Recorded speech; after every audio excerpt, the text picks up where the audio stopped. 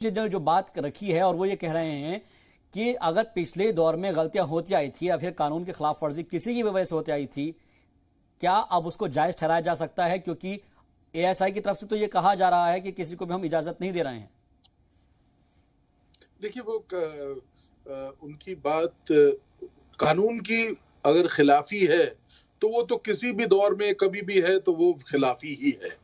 आप कोई क्राइम कर रहे हैं तो वो उसको माफ नहीं किया जा सकता। लेकिन कानून, क्या ये जो अभी महेश जी ने कहा ये कानून है? क्या एक कानून ये भी है वहीं पे कि अगर कोई चीज हम इनडेफिनिट वे में, जैसे आप सरकारी जमीन पे अगर 30 साल तक कब्जा भी कर लें तो आपकी वो जमीन हो जाती है बिना बिना किसी रुकावट के। अगर आप करें, किसी व्यक्ति की अगर इंडिविजुअल प्राइवेट जमीन है, उसको अगर 12 साल तक आप कब्जे में रहे बिना किसी डिस्प्यूट के, कोई उसमें ऑब्जेक्शन ना करे, तो उसका मालकाना हक हो जाता है आपका। मैं एक एग्जाम्पल दे रहा हूं जी। क्या सूरत हाल रही, क्या पोजीशन थी पिछले 50 साल की जो बताई अभी महेश जी ने। मुझे उसका इल्म नहीं है, ना मैंने वो एफिडेविट देखा है जिसमें ये कहा गया है कि 50 साल से वो लोग वहां पे प्रेयर कर रहे थे या जो भी कर रहे थे। लेकिन मैं जो मुझे मालूम है, मैं एक छोटी सी बात कर रहा हूं कि एक हजरत निजामुद्दीन के समक्ष जो एक हुमायूं टूम है, वहां पे भी एक मॉस्क है। तो उस मॉस्क, वो भी आर्कियोलॉजिकल सर्वे के अंतर्गत आती है, लेकिन उस मॉस्क में भी शायद एवरी फ्राइडे को और ईद वाले दिनों में, या जो आपके पायस दिन होते हैं उन दिनों में, वहां पे जो है नमाज पढ़ी जाती है। तो ये एक दस्तूर मुझे, और जहां तक आप बात कर रहे हैं, आपको मालूम है ताजमहल में भी ये होता है। तो ये दस्तूर तो कई सारी ऐसे मॉन्यूमेंट्स में है, और अगर मैं गलत ना हूं तो मुझे लगता है सारे मॉन्यूमेंट्स में दस्तूर चल रहा है।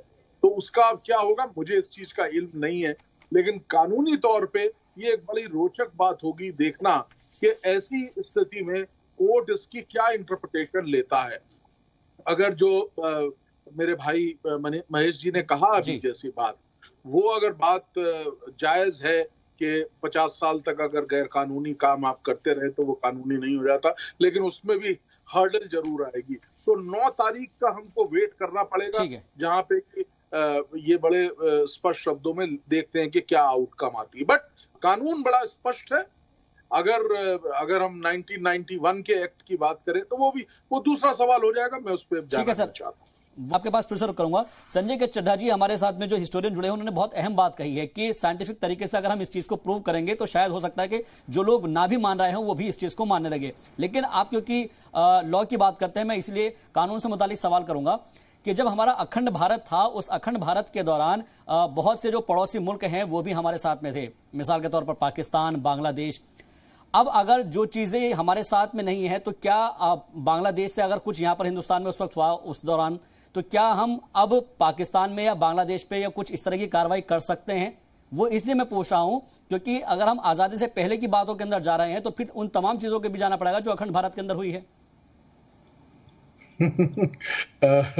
आपने एक बड़ा, जिसे कहना चाहिए कि थोड़ा ऐसा सवाल किया जिसका जवाब बड़ा स्पष्ट है।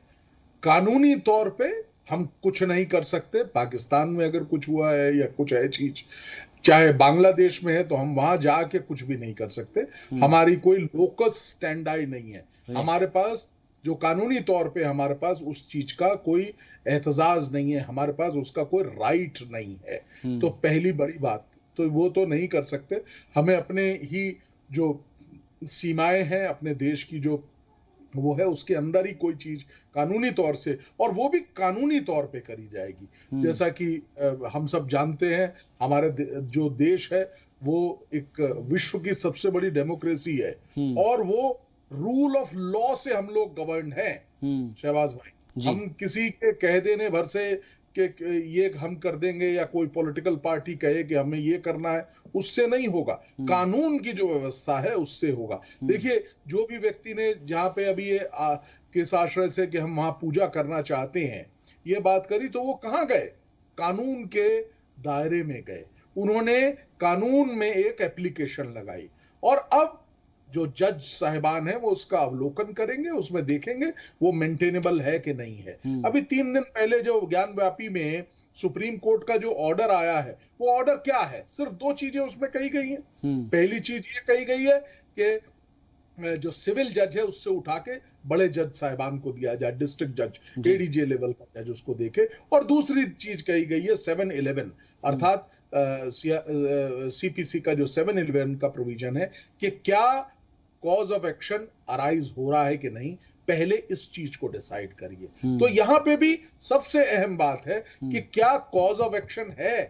अगर कॉज ऑफ एक्शन होगा तभी उस चीज को एंटरटेन किया जाएगा। मैं तो बड़े स्पष्ट शब्दों में लीगल बात आपके समक्ष ये इसलिए सवाल पूछा था मैंने, चड्ढा साहब, मैंने सवाल इसलिए पूछा था क्योंकि ये चीज हमें भी मालूम है कि जब अखंड भारत की उन चीजों पर हमारा कानून एप्लीकेबल नहीं होता है तो उसी को लेकर जो दूसरा पक्ष है, मैं अपनी तरफ से नहीं कह रहा हूं, जो दूसरा पक्ष है उसका ये तर्क था कि जब अगर गलती बाबर ने, औरंगजेब ने या हुमायूं ने किसी ने भी की थी तो उस चीज की जो सजा है वो आज क्यों भुगती जा रही है, क्योंकि 1947 के बाद में हमारा जो देश है वो कानून से चल रहा है। इसलिए मैंने ये सवाल किया था। खैर, महेश वर्मा